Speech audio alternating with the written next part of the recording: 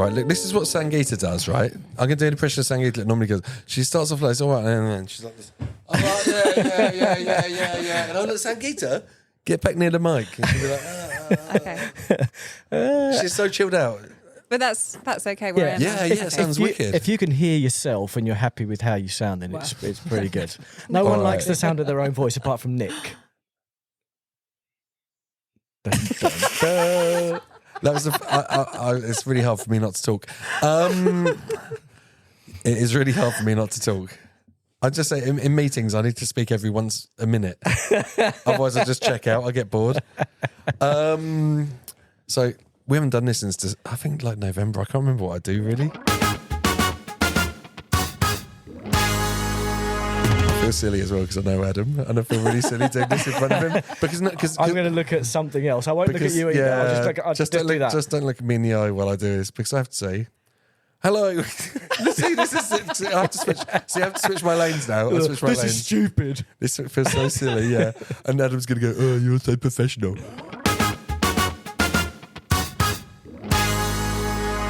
Welcome back to Are You Creative Podcast. Woo! We are here, first podcast of 2025 in City Sound Chelmsford again. And I'm not here with Sangeeta because Sangeeta has sciatica. She's ill. She's in bed. Get well soon, Sangeeta. I've got a new co-host with me though. He's brilliant. He's called Adam.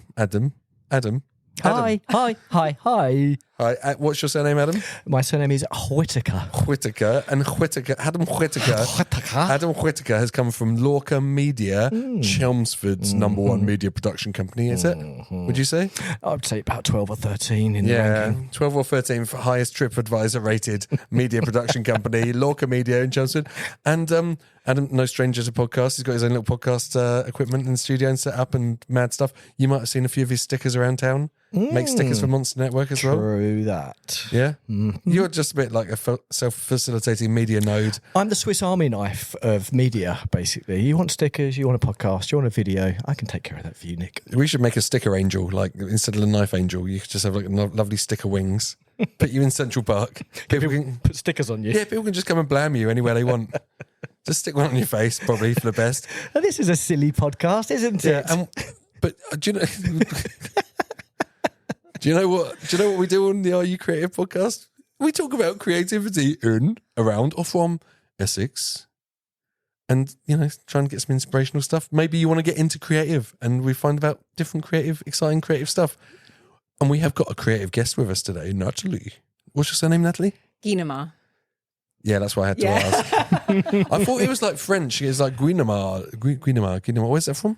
It is French. Yeah, it's French. But it's funny because everyone says Gwyn or Gui. Yeah. But you don't say Gwynny pig. I will do from now on. But yeah, maybe from I actually do not say guinea pig. I say cochon d'Inde because that's how they would say it in France. Bien sûr. Yeah. Are you French? No, my dad is. Okay. So he rather than being called cochon d'Inde, he was like guinea pig. Yeah, Gwynny. Yeah. Okay. What does your surname mean en français? I don't know. You haven't looked it up? No, I don't think it means anything. I think it's just like a peasant farmer. Okay. Never apologise for anything on this podcast. Okay. It's totally amateur. Especially if you ate bread and cheese, like in your grandparents and great grandparents were peasants in the French countryside. Cheese, bread, all that stuff. Straight in with the racism. I'll bring Sangeeta back next time. we don't have any of that. All right. I'll probably cut that out, actually, Adam, because it's a bit slightly offensive. Just a French. We might have some French listeners. We've got listeners in Japan. Have you actually? Yeah. Oh, yeah. We've got listeners in Japan, America, Canada, Poland, Zimbabwe, loads of places. I'll show you the maps later with all the flags so you can recognise them. And Natalie, I have to check your Essex credentials. Okay. Can I see your passport, please? I forgot it. Yeah, but where do you live? In Chelmsford? I do live in Chelmsford. For the last 5 years, I hear. I've been looking at 6 now. Yeah, okay. 6. Should update your profile.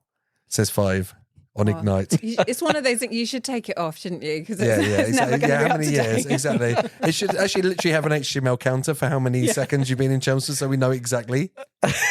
What about that? I think that'd be a good feature on Ignite, wouldn't it? It's a solid idea, Nick. Yeah, why not? Yeah. Let's all do that. And so you live in Chelmsford 6 years. Before that, you were in Oxford?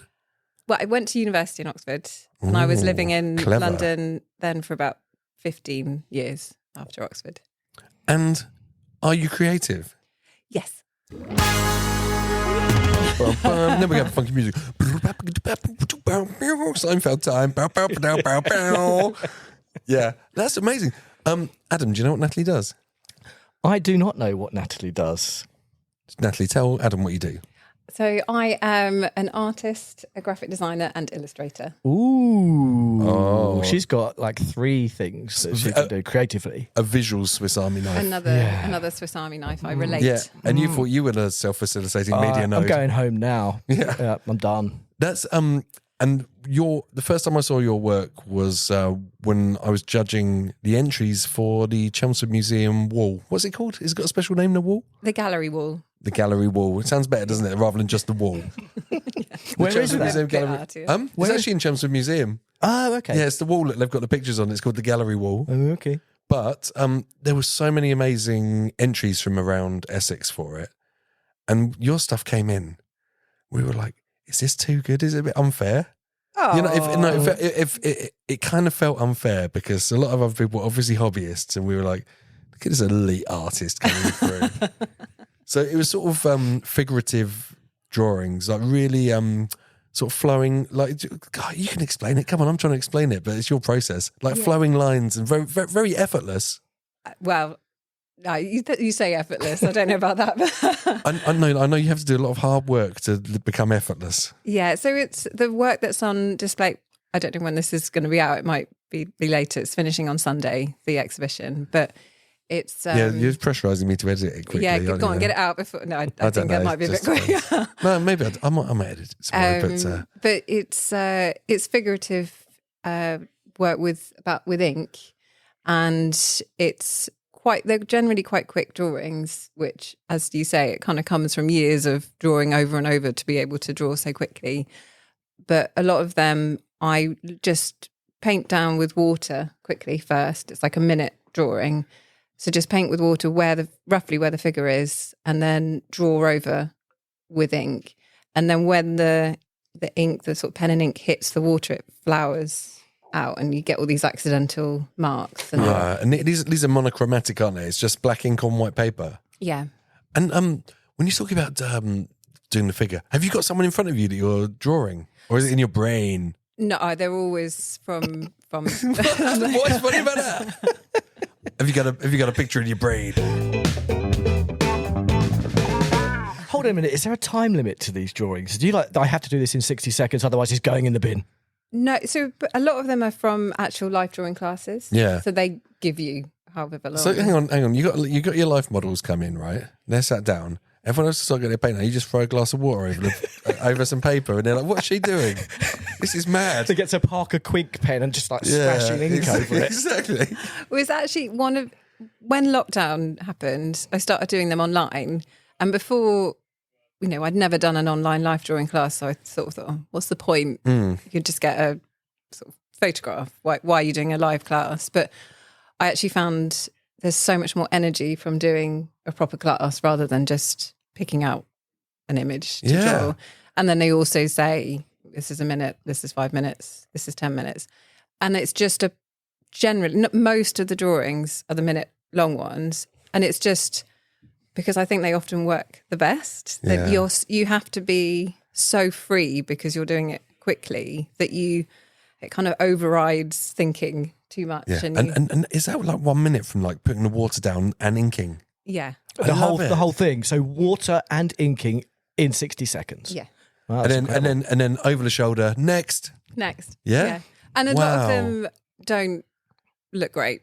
Yeah. Because it's kind of the nature. Sometimes the ink doesn't behave in the same way. So you'll have some days which don't work so well. What I do find is that you can't judge it straight away. Yeah. So sometimes you do these drawings, you think, oh, they're all rubbish. None of them are any good. And then weeks later, you look back through them and it's like, oh, there's something really interesting about that one. And I hadn't seen it at the time. But And I find that as well. It's the same as writing music. If you write a song and you're like, oh, well, guys, we smashed it. And then you come back a couple of weeks later and you're like, oh, my God. Yeah, go the other way as well. Yeah, exactly.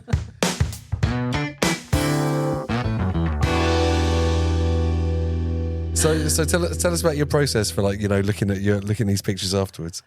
So I try not. I mean, some of them I know straight away are definitely awful, so I'll just get rid of them. But I'll try and keep as many of them as I can, and then just sort of months later, like when I was preparing for that gallery wall exhibition, sort of going through and laying them all out. Which one works best next to this one? Kind of grouping them together. Yeah. What were you looking for that group? Because you had a theme, didn't you? What was your theme? It's something about a line. Well, I called it an untamed line. An untamed line. I think that's so good because it does have that energy and that flow and that economy. Yeah, of the style. idea was that it's not completely controllable. It's not tameable. It's got a little bit of a life of its own. Yet the more you try, the more tamed the line seems to become. Isn't it? Like the more experience you've got, then you kind of feel like you kind of know more. You know, the more you know your tools or materials, the more you know, you kind of expect what it's going to do. But I quite like the fact that you still can't. And with ink, it's so permanent. Once it's down, that's it. Yeah. You can't rub it out. But it's okay. If you mess it up, just start another one next minute. That's crazy. Your studio must be full of bits of paper that are just drying for ages. You know, you've got to stay there for 3 weeks because I might like you. You never know. Next time I see you. And mate, you should see the recycling truck turns up on paper day and they're like, oh my God, call in some extra geezers. We've got so much to pick up here. Let's give her another bag. Yeah. So that's I keep them busy. Let's just think that's 60 an hour for 8 hours a day. That's come on, you do that's 480 paintings in a day or drawings in a day. 1 week you're on 2,400. 16 pints of water. Yeah, exactly. 16 pints. That's a lot. I wish I could do that many. Yeah. And how many keepers are you going to get? What's your hit rate? Wish it was more than it is. What is it? I don't know, actually. Finger in the air. The thing is, some days I'm like, I love all of them. They're brilliant. Well, you know, whatever. And other days it's like, no, I should give up. I should find another career. This is the life of an artist. Someone was saying to me the other day, I really feel like an imposter. And I was like, well, I've been doing what been doing 20 years and I still feel like that every day. I don't think you ever get over that. No. Nope. Oh, okay, yeah. Nope. Look at Adam there. Lorca Media, strong agree. You just Strong don't know, agree. do No. you? You know, you always write, oh, am I doing this right? Are people going to like this? Are they going to hate it? And you're like internalizing all of this stuff, and it's hard. Exactly. You know, I don't think you ever get past it. Is today the day I'm going to get found out? Oh, I hope so, because I'm desperate to take over this show. Play your cards right. It might be you and Sangeeta one day. Actually, this is your interview. Well, not your interview. It's Natalie's interview. But you know what I'm talking about. Stop taking the shine away from Natalie. I know. Exactly. It's not all about you, mate. It's all it's the Adam Whittaker show featuring Are You Creative featuring Natalie. I want to talk about the you talk about online classes. Why is that better than just if I gave you like a Polaroid of myself? I think because the model's moving slightly. It's alive. Yeah. It's closer to sort of a real life drawing class. But a lot of it is someone saying, this is going to be a minute. This is going to be 5 minutes. So you get the energy. If someone's live there, you can move your head around a bit and stuff. So is it difficult? Do you wish you sort of move the camera at the other end? Or? Yeah, I mean, there's nothing that can really compare to doing a live drawing class in person. But one of the things, because obviously I work in ink and it's messy, it's quite difficult to do that in a live drawing class. So it's nice to be at get home. a bit of ink splats on the model and stuff. You start getting annoyed. But I need sort of a table and space, which you can't really have when you're in a. So do you do it completely flat? Because I guess the ink would all run otherwise. I normally have it on an ever such slight incline because when you're drawing, you want to be moving your eye as little as possible between the model or whatever you're drawing and the sheet of paper. But you can't have too much because obviously so you like to have it. Water will drip, yeah. Yeah, I don't know this because I haven't been to art school. So you like to have the paper and the model in the same in your same gaze. Yeah, so you want to be moving your eye as little as possible. I mean, that makes sense, doesn't it? It does make sense, but no one tells you that stuff at school when you're doing stickmen and stuff. But I mean, the whole ink dripping down thing, then that doesn't make sense. This whole thing, having it at a slight angle still. If that's wet, that's dripping, right? It's high friction ink. Oh, okay. But it depends. I mean, sometimes Really absorbent paper. Yeah, as well. exactly. Sometimes you want it to drip because it's a nice effect. But I don't know that it's almost flat. It's not. When you're talking about having a live model in front of you, like in this live classes, You've drawn like dead stuff as well, haven't you? I saw at art school you had to draw some dead stuff. What was this dead stuff? I think you were talking about someone, you'd send someone off and they'd just pull dead things out and you'd draw them. So I went to the Ruskin, which is part of Oxford University, and we had, for the first year, we had an anatomy course with an incredible artist, Sarah Simblett. The first term was just in the art studio with a skeleton, and you're kind of drawing A real one. Not well. I mean, probably a plastic one. Okay, not But well, I don't know. It could be real. I don't know. couldn't it? I can't. Do you know to be what, honest, maybe it was. a real one's probably cheaper than a plastic one. Maybe. TBH. Everyone's got one in them as well. It's really useful. They're readily available. They are readily available. There's a lot of skeletons everywhere. This is true. In fact, can you believe there's like more than 7 billion skeletons walking around the earth right now? Yeah, and how many are in the ground? Oh my God. Well, that's a thought. Probably less than 7 billion, do you think? I don't know. Anyway, sorry, we're getting sidetracked. Digress. Yeah. Adam, I don't want to scare you, but you've got a skeleton in you right now.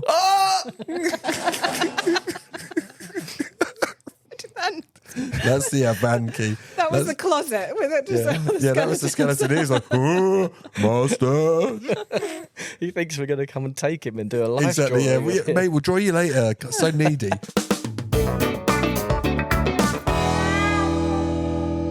Skeletons are really difficult to draw as well. They are doing. You got to do a lot of lines on a skeleton. Oh, you're good at skeletons, though, aren't you, Nick? It's my Sorry, speciality. I didn't want to take that away from you, Natalie, but he's good at skulls and stuff. So let's talk about these. The dead. Let's talk about dead part. stuff. Yeah, back to dead part. And also let's talk about the difference between drawing a dead thing and a live thing. Yeah, well, I mean, it was. So we went in for the second term. We were in the medical dissection room. So you had 6 cadavers out on the tables. What? This is dead human bodies. Yeah. Okay. Really? What? And you choose one. You go in there and choose one to draw. So the Pick your favourite. because it's studying medicine as well. So the medical students, each week they're sort of learning about a different part of the body. So they're cutting up different bits. So This sounds like you're in Victorian London. Yeah. it does a bit, yeah. It's like today we will learn about the humours. Yeah, It's great that they can use the artists and the med Yeah. students. This is great. Some of the medical students would join us as well to do drawing. So sort of Good. I really want my corpse to be used efficiently. At some point, I'm donating it to art and medical science. Thank you. So both of them, yeah. yeah, so you're in there. There's medical people cutting bits off, and you're drawing bits. Yeah, so you sort of week by week, the body's kind of more and more open. And then also they had these Grundon bins just kind of around the... Sorry, what's a It's your Grundon? face. What's a Grundon bin? What is with this? the big industrial blue bins. Oh, well, you put acid in so you can dissolve bodies? Yeah, I think the Grundon is the brand, isn't it? Oh Grundon. no, but they don't have acid. Do they have acid in them? I mean, Breaking Bad, they had acid in I know them, they didn't did in Breaking Bad, but that wasn't the Ruskin Oxford Ruskin University, was it? That was the Albuquerque University of Chemistry. No, these ones had formaldehyde, which really stinks. Oh yeah, It's really... Do you never get used to that? No, it's overpowering. I couldn't stay in there more than a couple of hours. You just Wow. feel a bit You faint. got 120 drawings done in there then, didn't you, at a minute at a time? So what happens is like someone's like, "Oh, I've just cut a toe off." That's right, I just chuck it in the Grundon. Yeah. Is that what happened? Yeah, his ear's falling off. Yeah, Bit in the Grundon. But Sarah would be like, "So what? What do you want to draw today? Do you want to draw a foot, a hand, Yeah. a head?" And she's just Well, she's straight in the Grundon bin, pulling it out. pulling it out. No. I mean, I drew. It was kind of creepy but incredible. A head which you could see sort of all the throat, all the esophagus, and Wow, how long does it take to get over the squeamishness of that sort of situation? you can tell by my drawings that. So we were only the terms are so short at Oxford, which is a real shame for an artist because artists definitely need longer. But they were 8 weeks long. But you could tell from the beginning, sort of quite tentative drawings where I'm just freaked out. Yeah. And then I sort of found a visual language to describe the body, and then it's like, this isn't incredible. But yeah. Is that where you got to? So it's like, I'll just draw it really quickly in a minute and I don't have to look at it anymore. Yeah, maybe. Just like, a few lines. Okay.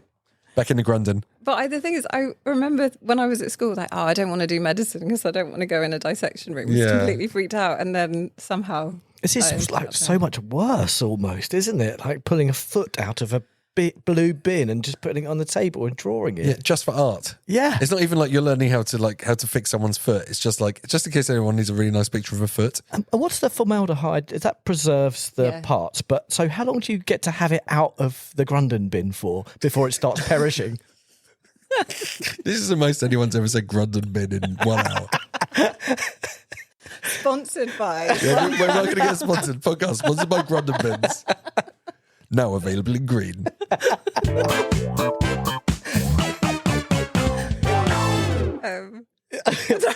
So how long can you have a foot out of a Grundon before it goes bad? I don't know. But Damien Hirst just leaves them in the Grundon, doesn't he? As a Perspex Grundon, though. I don't think Perspex Grundon, that's not brand name Grundon. Limited edition. I imagine, though, that's kind of seeped into the skin. It is, so probably quite a long time. Okay. Yeah, well, I mean, you know, like Mr. Gunther Van Hagen or whatever from Body World's exhibition, he plasticizes it all, doesn't he? And he can keep them out of Grundon for as long as he wants.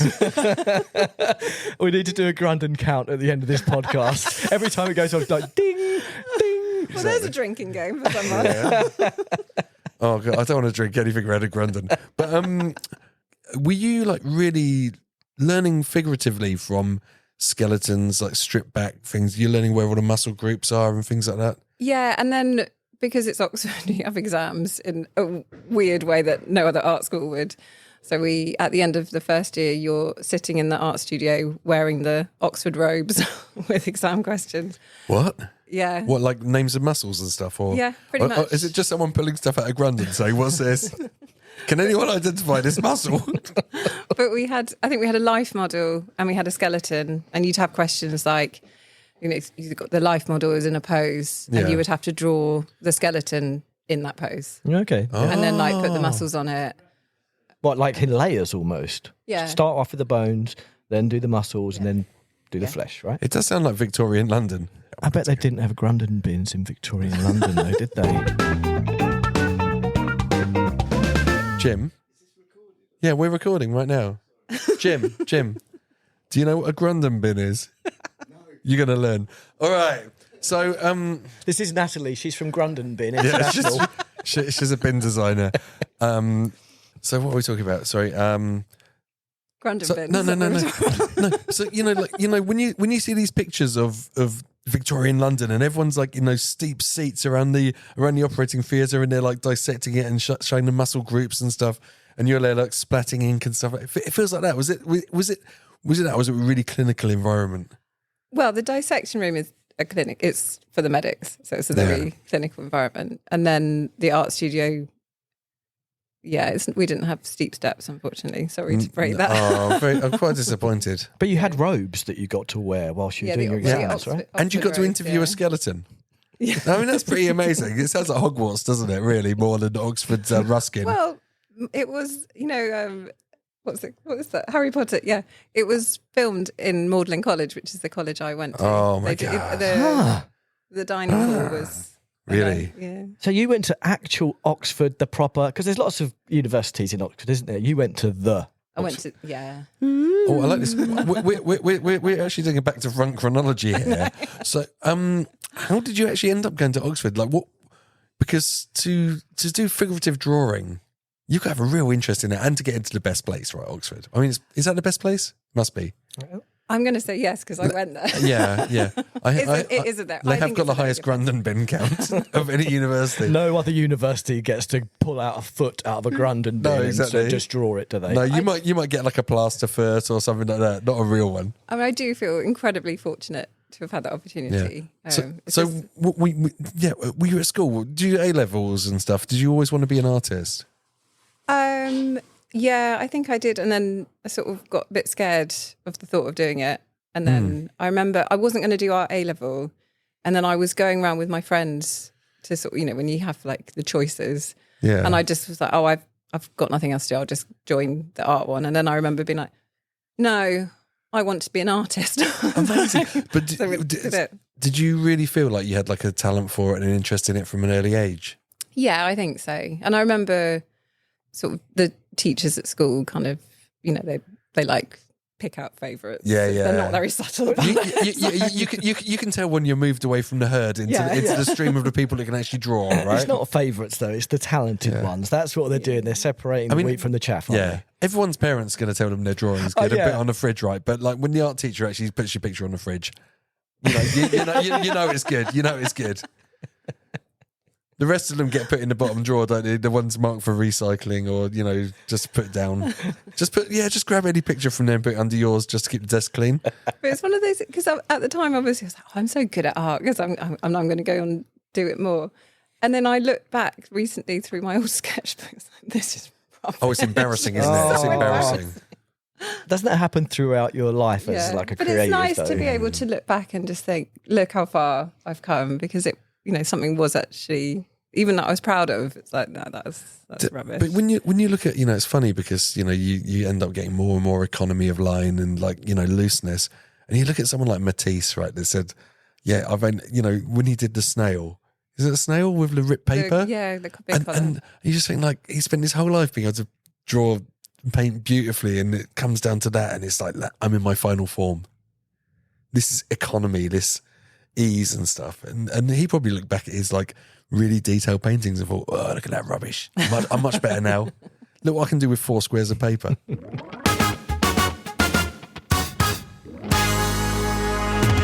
So we spend our whole life like learning that ease and that confidence, I suppose. Have you still got the pictures from the cadaver drawings? I do, yeah. And have you looked back at those and said, oh, I really don't like these? The ones I did towards the end, I think they're not as good as I remember. Are they colour? No, they're black and white. The ones I started with were pencil, and then actually I remember being, we had before the class, we were just sort of having, she was just talking, Sarah Simblett, and I was just sort of doodling. And it was that doodling, it kind of gave me some ideas for how to make the marks that worked, I thought, for the drawings. Nice. But it's funny how I think I find often doodling helps me to concentrate when someone's talking, but it was like, that's... It's like having a magic pen that's just got its own mind, and your hand's just holding onto it and just going for it. Doodling while someone's talking to you helps you concentrate on them talking to you, even though you're listening and drawing at the same time. Yeah, wow. It definitely helps me concentrate. Do you think the same? Oh, I do the same. They call it active listening sometimes as well. It's like, just, making notes, but you're not particularly thinking about the notes. It's, it helps you focus. All right. Try it, Adam. Okay. Just draw stickmen. Start with stickmen. Have you got some paper? Have you got any spare paper in the back of the car? Are you not really listening? Yeah, exactly. I need help. So when you draw sorry, I'm going to ask a really weird question. I'm going to ask you a really weird question now. If you drew a dead person and you drew an alive person, but they're in the same pose, do you think you'd be able to tell one was dead and one was alive from your style? Interesting question. I hope so. Because you say, drawing someone on a Zoom call is better than drawing them from a photo. I don't know that it's always better. It's just different. Yeah. I mean, some of the drawings in the exhibition are from a photo, especially when I want to to do maybe a longer drawing. So a lot of the small ones, it's the A4 ones that are the quick ones, and then the bigger ones tend to be either sort of towards the end of the class where you have a bit longer, or they're from a photo. Do you think you can see someone's soul? You can see you can feel the energy through your magic pen. Yeah, I mean, I do think there is a difference when you're in a life class. The model just moves a tiny bit, even however still they stay. There's a slight movement because they're breathing. Yeah. So, and then especially, if you're doing a longer pose, even if they stay amazingly still, their arm might just move ever so slightly, which means you can have a little bit of movement in your drawing. It's quite nice even if you keep where the arm was and draw another arm or something. I feel like I'd have an itchy nose within about a second and just be the most annoying person to draw. I actually did a live drawing. I was leading a live drawing class in Writtle today, and the model, Emily, she was absolutely fantastic. She would sit for half an hour and just not move a muscle. No way. I thought she was, I don't know. And what do you think Emily's thinking about? I do wonder that. Do they nap sometimes? Yeah. If they're lying down, I think they're all listening. Get it where you can, right? Yeah, absolutely. Imagine when you can brain scan people and just find out what they're thinking about. It must be mad, right? But for half an hour, what on earth can you think about for half an hour? You must have to focus on something and then entertain yourself in here somehow. You can think about all the vendettas you've got in your life. Ooh, that makes for an angry illustration. There, doesn't it? You might be like your channel the illustration, like replay all the vendettas. Yeah. Or like, all the times you've been really embarrassed. Oh, God. I don't know. Yeah, exactly. And then suddenly you realise, oh my God, I'm naked in front of loads of people drawing me. I'm meant to be naked here. I mean, I know they don't get embarrassed by it. It's very serious. Hey, hold on a minute. subject. We didn't say that this was naked drawing. Life drawing doesn't mean you haven't got any clothes on, does it? Or does it? Yeah. This Most has of the time, changed the yeah. whole dynamic. Yeah. Okay. Yeah, I draw naked people. Okay. Do they ever put clothes on cadavers? Maybe like a wristwatch or something. Just a little modesty pouch. Or a watch, yes, put a watch on that. I can see their guts, but I can't. Yeah. Adam, it's a very serious. These people have donated their bodies to art. They don't want to be They dressed don't up. want someone to put a watch on. This is what I always thought about Gunther van Hagen's body worlds, right? You donate your body to be art, and then he like flays out your back like wings, and like makes you like you're riding like a horse, but the horse is made out of humans and stuff, and just puts you in a silly thing, like tooting a trumpet made out of a thigh.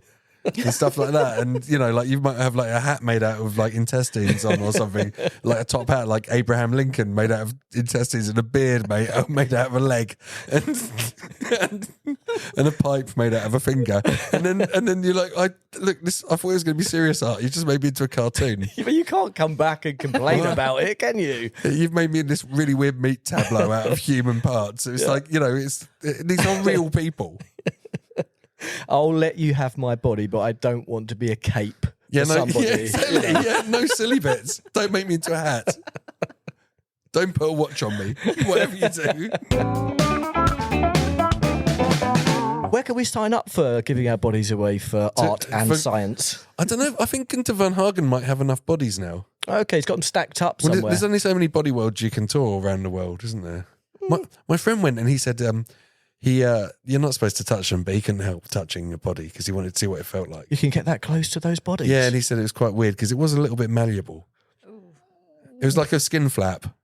And he said it was just a little bit malleable, just a little, you know, he thought it'd be like really stiff. Hold on, Natalie's like freaking out about this, even though she's drawn countless dead body parts. Natalie has been like legs out of a grundon, like right in the bottom of it, pulling bits out. But the thought of touching a plastified skin flap is weird. Yeah. I didn't touch any of them. Well, you didn't get them out of the grundon bin yourself? No. What, you got Oh, tongs? God, no. Like Homer Simpson in the No. start of The Simpsons, like pull him out with these gloves on. No, that was our tutor, which, I mean, she's fantastic. Sarah Simblett just did it. I couldn't, there's no way I Brilliant. could touch her. Is she a super famous artist? Yeah, I think so, because I can hear the reverence that you say her Yeah, name. well, I think, I mean, she's pretty good. She's an artist as I a don't know if I living. can swear on it. I was going to You can, yeah. say pretty bloody good. Yeah, she's bloody good. Oh, yeah, good bloody swear, good. Natalie. Wow, God, this has just got up to a PG. This is UC now. We're under advisory.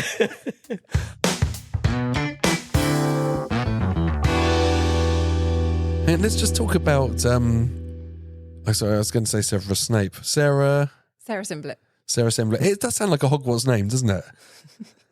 I basically went to Hogwarts. Is she a ledge? Is she an absolute ledge in the figurative world? She's incredible. Yeah. So she does medical drawings, but also botanical, and she does these large scale imaginative figure drawings where they're all sort of weaving arms. They're just A bit like what you don't want Gunther van Hagen to do to you, but it's okay if it's on a bit of paper. Yeah, it's just drawings. Or a bit there, like but- AI almost, you know, the sort of mad stuff that creates. Yeah. She's doing that. Has she got illustrations in encyclopedias?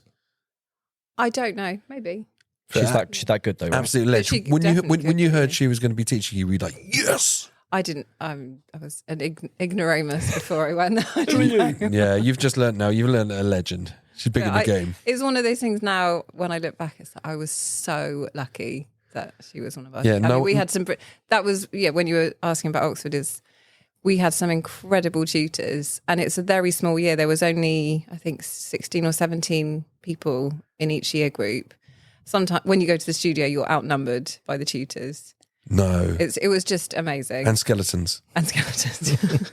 And then I went to do a postgrad at Chelsea, and you never saw the tutors, and you had a Really? tiny, pokey Oh, little studio space. I hate that when they so- just turn up and say, I'll draw a flower, and then they go. Yeah, I mean, I think like after having done that, I sort of felt as though going forward, I think rather than spending a whole lot of money going to a university, whatever, to do a master's, I would rather sort of curate my own course. So like just find, I like this tutor, Yeah. so I can do an online course here. I went... Can you do that? Like OnlyFans, but for tutors? well, there's Patreon has a lot of... I know, yeah, art tutors, I And think then- OnlyFans was supposed to be for creators and artists and things like that as well, and it just went a bit rude. Hold on a minute. really- It was created by two geezers from Essex. There's no way that was for that they're wasn't only- an artist it was. space. It was supposed to be to support musicians and artists and things like that. Really? Yeah, and then it just got a bit naughty. And then I wonder if they've got any feet from the Grundon bin. Ding. I think there's something in there for everyone on OnlyFans. There is meant to be, right? I mean, Yeah. can we Google that? You know, Grundon bin on OnlyFans? Would you know? It's Rule 34 of the internet. Do you know that? Nope. Do you know that? I think it's Rule 34. Jim, can you look this up for me just to confirm for me, please? Rule 34 of the internet.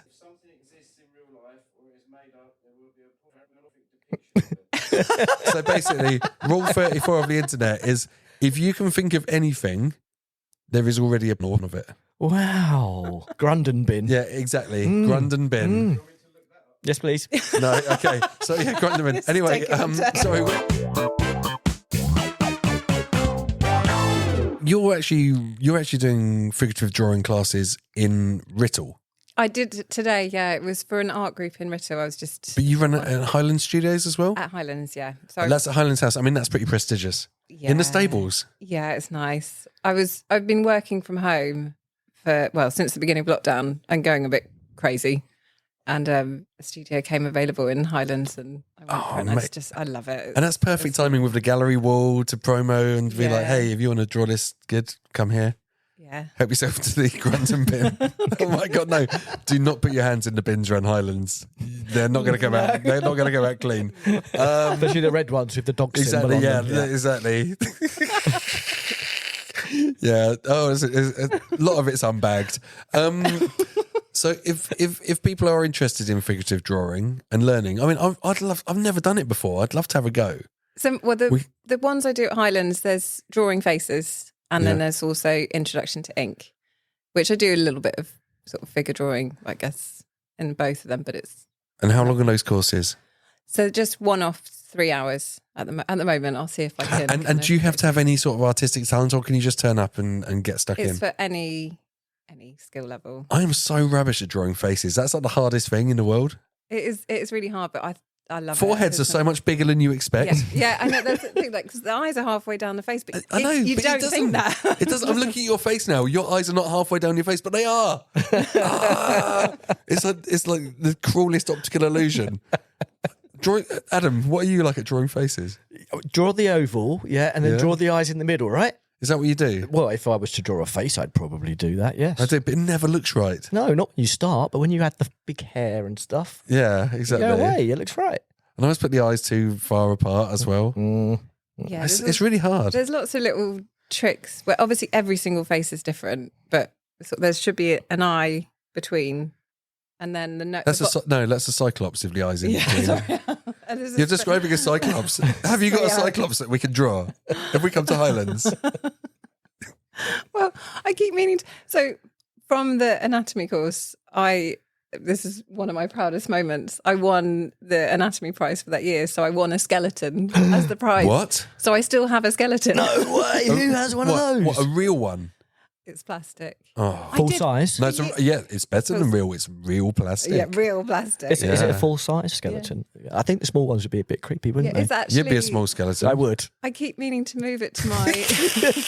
Adam's little. That's the funny thing. Here's my homunculus. I keep meaning to move it to my studio, but at the moment it's in my daughter's nursery. Oh my God. No, no, it isn't. No. Yeah. It's okay. Mummy's here. She'll never be frightened of ghosts, No, though. she loves it. She absolutely loves it. I bought her like a Halloween onesie, but just for all the time that's got a glow in the dark skeleton on it. Has, She loves it. has the skeleton got a name? No, but it should. Yeah. It definitely should. Why have you Yeah. not named the skeleton? I keep. Makes it a lot less scary. It's funny. I keep thinking of names, and then I haven't decided and stuck. Do a competition, Nick. Yeah, Do a competition through this podcast. Are you creative If anyone- listeners? yeah. Has anyone got a name? I'm going to start with Boney Tyler.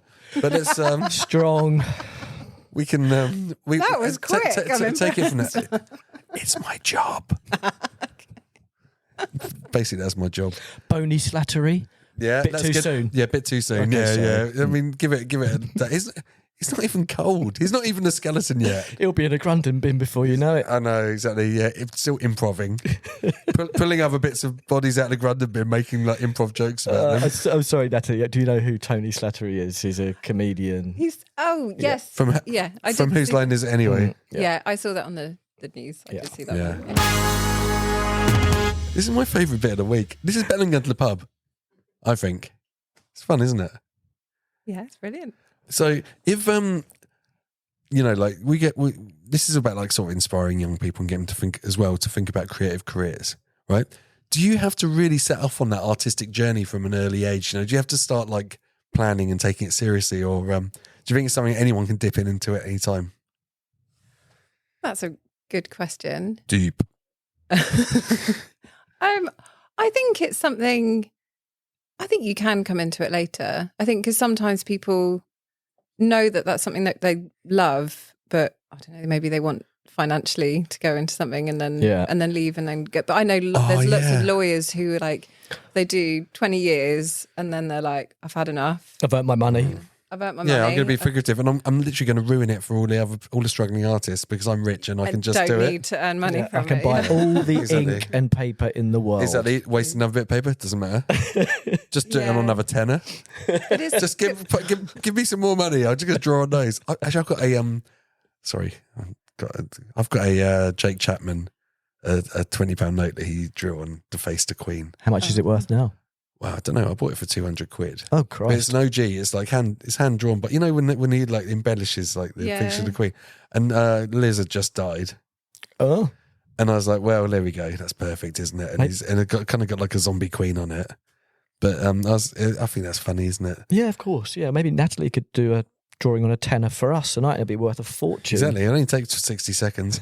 But so we've Hold on a minute, 60 seconds for A4. This is a £10 note. It's a lot smaller. So that might be 10. so 15 yeah. max. I think it's for like hobbyists of stuff, you can obviously pick it up at any time. But to do it as a profession like you do, I suppose you've got to take it a bit more seriously and go focus on it because there's only so many seats at the table for professional artists, right? Yeah, it's quite a hard life. It's a very competitive, and I mean, I do think like if you can do anything else, you probably would. Really, is that hard? But it's also, I mean, I don't know that I don't make loads of money from it. I also do graphic design and illustration as a kind of more money stream. I think a lot of artists they won't necessarily make. There's a very small amount who will make their money solely from selling pictures. So you're picking up freelance jobs for graphic design and illustration as well. Yeah, It's so sad, isn't it? You can't just have a studio at Highlands and just draw make- faces yeah. and pull, find body parts and draw them and stuff. It's, Yeah, Yeah, it's same, tough though, isn't it? But, Yeah. it's got to be so hard being a proper artist. Yeah. you got to work. money You from still got to work for the man. Yeah. It's like the life of like some artists. You imagine like the dream of Andy Warhol having his like studio and just people coming and hanging out and making crazy art and taking Polaroids and screen printing. Oh, yeah, I'd love to do that. I think unless you've got money behind you, Wealthy parents. it's really, Yeah. it's really tough. Which is why I say like if you can't do anything else, you probably would. Yeah. But I mean, I remember I felt when I graduated, I think I went about it the wrong way. So maybe this is a word of wisdom. Oh, this is really good, like life advice. Come on. Because I wanted to move to London because that's where I grew up in Reading, Yeah. and it's like kind of wanted to move to the Big Smoke and be part of the art scene there. We'll move And away I- from the Whitley Whiff. And yeah, exactly. Yeah, it's awful. It blows west to London, Does Anyway, sorry, carry on. local Reading knowledge. I'm impressed.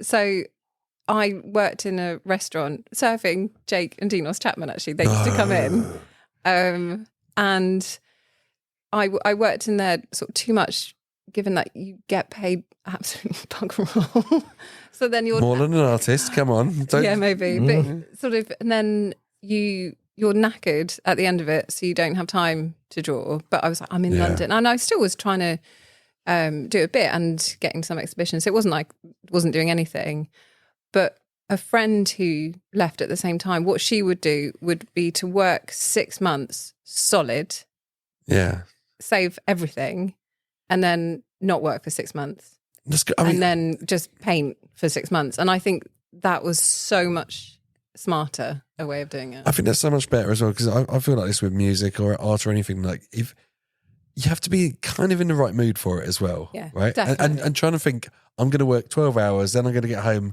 and between 9 and 11 I'm going to do drawing. What if you don't feel like drawing, or your magic pen just won't respond properly? Yeah, you know, and you can't force it. You got to be in the right mood. Yeah, and I think you need often like a break away from work, have a sort of pause, and then start. So yeah, I did it wrong. You did. But you are back to art now, and are you doing less freelance design and illustration now? I am, in part though, because my daughter is now 2. So when I came back from maternity, it's a different world. Just generally, there seems to be not as much work out there, but also my world has completely changed. Yeah. So at the time I have, and actually I've done a lot more drawing since, which has been. Do you know what? A lot poorer. I think working within limits is really good, like with limited time as well. I think, you know, if you want a job done, give it to a busy person. Yeah. I found as soon as I had my kids and I had limited time, so much more productive. And I was like, what did I do with all this time before? Telly. Yeah, I used to read a lot of books. I haven't read a book hardly since. Apart from Mr. Men books. Yeah, well, actually, no, it's true. So I read about 4 or 5 books a day, but not quite the same. Exactly. But it's mad, isn't it? You think, what did I do with all that free time and why wasn't I more prolific? Yeah. And I saw a documentary about David Hockney, and he said the more he's aware of his mortality and the older he gets, just the more he wants to do. Yeah. And he would get up in the morning and do something before breakfast and set himself these creative output tasks all day. Yeah, I get that though, because the older you get, the quicker your time goes, doesn't it? Yeah. And when people say to you, oh, you know, you've only probably got like 25 summers left, and all of a sudden you're like, what? I'm only going to get to mow the lawn another 75 times potentially. Yeah, and before you know it, you're just another head in the Grandin bin. I know. It's unbelievable, isn't it? Thanks to Natalie tonight for introducing the Grandin bin to us, by the way. It will never die. It will be with us forever. No, what happens when the Grandin bin dies? To get put in a bigger Grandin bin? I don't know. Like Russian dolls of Grandin bins. Exactly, yeah. Can I just give a little plug to Artists at the Meadows? No. Okay, fine. You just did. No, I'll let you do it in a minute. I'm going to bring it in. I'll bring it in, okay? Okay, thanks. Adam, amazing guest, right, tonight? Natalie? Awesome. Yeah, really interesting, actually. And fun. Really awesome and fun. Do you feel like doing some figurative drawing? I think we should both go and get our kit off and draw each other, like some quick 60-second Can we do it at the same time? At the same time, pose draw like each other, yeah. On a side table or something draw, like that. You can draw me like one of your French girls. I'm gonna lie down on the chaise lounge. I've got like a bit of a pre-Raphaelite figure, Adam, when I've got my clothes off. I'll keep my pants on. I'll be the cherub. Oh, you'll be a cherub, small. yeah, exactly. Yeah. We'll get you a little tea towel, loincloth, okay? Well, I think that'll work out nicely. But I do feel quite inspired. Me and my kids have been playing this game called, what's it called? Like 6-second drawings or something. It's really cool. You would like it. And you get 10 things you have to draw in 1 minute. And then you pass it around and you have to guess what each other's drawn. Oh, that sounds so fun. I mean, I kind of do this as my job because I have to draw like quick drawings to get for storyboards and stuff. But it's amazing. Like you can draw 10 pictures in 1 minute and then someone can tell what they're supposed to be. Natalie would smash that game. I know. You must be good at Pictionary. Yeah, I want to play this with you. Like this 60s. I'm going to bring it to Highland Studio and we're going to play it, okay? Right, that sounds good. So that's my plug for 60-second scribbles, I think it's called. Have you got anything you want to plug? Yeah. It's not my game. It's not my game, by the way. I'm not getting like affiliate sales off Amazon or anything. No, Are you getting affiliate sales off anything? That would be nice. No, I don't think so. How can we sign up for your courses at Highlands? So if either go through my website, which I guess will be in the show notes, will it? Yeah, but you might as well say it now anyway. Okay, You'll have to spell your surname. Yeah, it's natguinamard.com, which is NATGUIN for November, AM for mother, ARD for Delta, .com. And what's your password? What's your secret? What's your mother's maiden name? You see, you can tell I'm used to spelling it out on the phone. And you got some stuff at Artists at the Meadows at the moment? Yeah, so Artists at Meadows is run by the absolutely brilliant Jennifer Flint. Oh, she's a ledge. Yeah, she's got to come on here one day. Yeah, she better. She just like runs Chelmsford Arts really, but the Artists at Meadows is in the Meadows Shopping Centre. Yeah. I think there's actually 5 Jennifer Flints because I'm sure I've seen her doing a thing in a window and I've been to these Meadows. She's in there. There's a bollard over here that she's painting. She She's does just everywhere. everything. Yeah. She's absolutely incredible. She's like Mrs. Rabbit out of Peppa Pig. I don't know if you watch that. Miss Rabbit does every single job in the whole Peppa Pig universe. I've tried to avoid Peppa Pig so far. It's coming for you, Natalie. It's coming. It's actually awesome. But anyway, so you've got some illustrations in the Artists at Meadows. Yes, I've got. There's about 17 artists, and then we all have a wall space. So I've got a little. Nice. So we can go and buy some original artworks there. Ooh. Fancy. Okay, that was awesome. Well, Natalie's been a great guest. I've got to do my thank yous. Thank you very much for City Sound for letting us use their studio. Thank you, Lorca Media, for coming along. Adam Whitaker, we're actually using his mics today. I don't know if it sounds better. Who knows? Well, Hopefully I haven't been hitting it too much. Yeah, 3 times. Yeah, Natalie's hit it 3 times. That's £10 per hit, or 1 60-second drawing per hit. Thank you to Essex County Council for their support. Obviously, always follow us on r.u.creative.podcast on Instagram. Send us questions like, what has Sangeeta been watching while she's been in bed ill? I don't know. No one ever sends us questions. They should do. And I think that's about it. Can't remember what else I have to say at the end. It's been so long since we've done podcasts. Bye. Bye, Natalie. Bye. Say bye. Bye. Bye. Bye. And what I was going to say. Pronounce your surname again? Guinamard. Natalie Guinamard. Guinamard. Perfect. It says au revoir. Au revoir. Cochon d'Inde.